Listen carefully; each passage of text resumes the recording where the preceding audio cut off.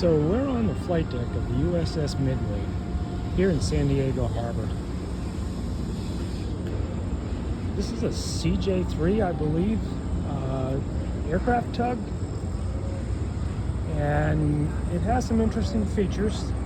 The steering wheel is mounted vertical as opposed to into the dash like a standard CJ, and it has small bogey wheels in the back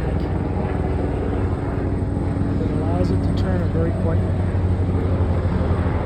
It allows it to turn a very sharp radius.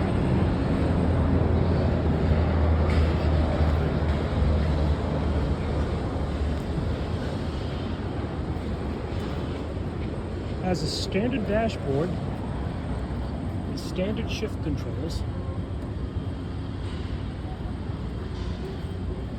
How cool is that?